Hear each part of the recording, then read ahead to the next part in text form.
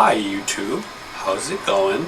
Today I will be reviewing my ESP Horizon FR2 because it needs a good review. Please don't mind the bed sheets. Okay, I've had this guitar for a year and a half, and only very recently, through much use, has this knob actually gotten a little wiggly, which is interesting to note because this is my only guitar and I've been using it very heavily and regularly for a long time now. It comes standard with an EMG 85 and an 81 with an original Floyd Rose bridge. There are a few different colors in the UK from what I've seen. There's a black aqua, which is kind of like a dark blue finish rather than this red. And in person it's actually a lot darker of a red. The camera is making it look very pink right now, and that's really not the color.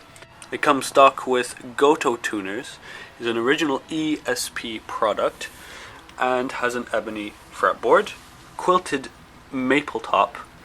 Everything else is mahogany. The color on the switch and the knobs and the hardware is all a finish called ruthenium. It is not chrome. It's kind of like a darker gunmetal styled chrome, and it looks quite nice actually.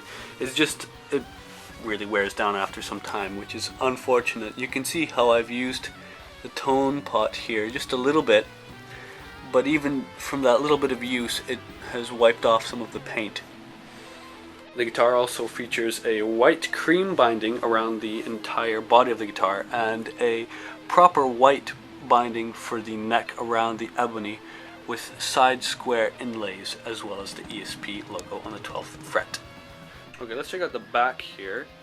This is the little pocket for the battery, which is much better and much easier to get at than the old ESP guitars, as they had these screws that you had to take it out and mess with it, and it was just no good.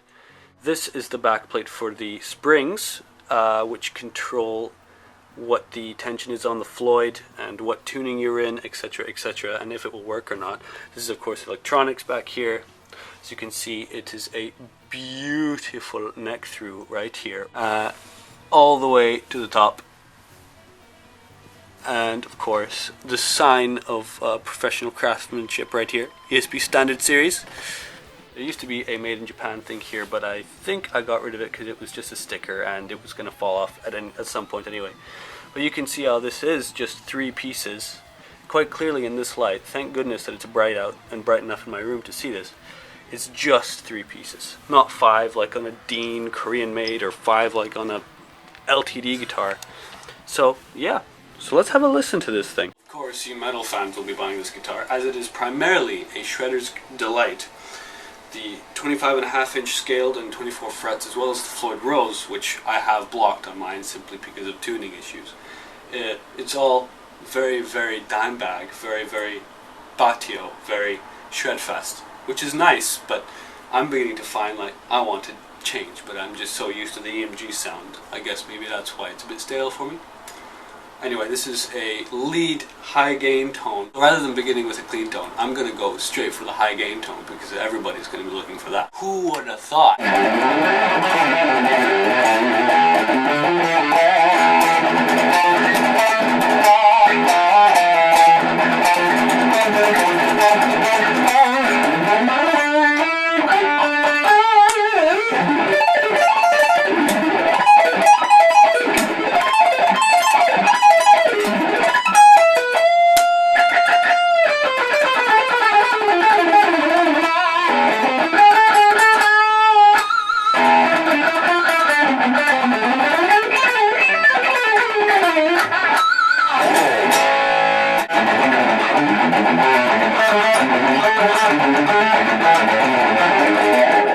I forget the rip.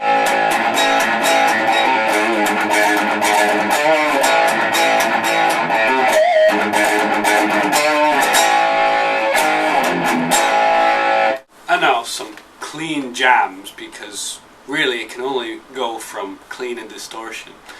That's the unfortunate thing about EMGs. I think that if there was passive pickups into this specific guitar, it would sound far more alive. But EMGs, again, it's a shredder's delight.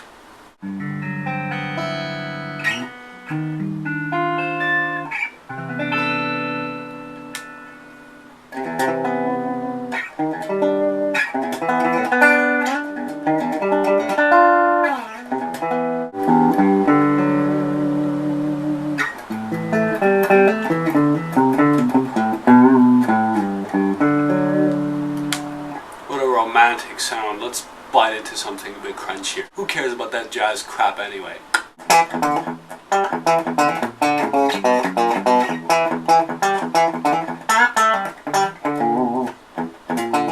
To finish up my little review of my guitar, I just want to say that this has been the most reliable instrument I've ever owned. I've owned a myriad of different guitars, ESP, LTD, whatever, Jackson, and honestly, this guitar has survived an entire tour. It has survived many hours of practice every single day, and is just honestly one of the best instruments I think money could possibly buy, at least for playing in a metal genre. So, I hope you enjoyed this short review. I will be reviewing more things soon to come. Thank you. Cheers.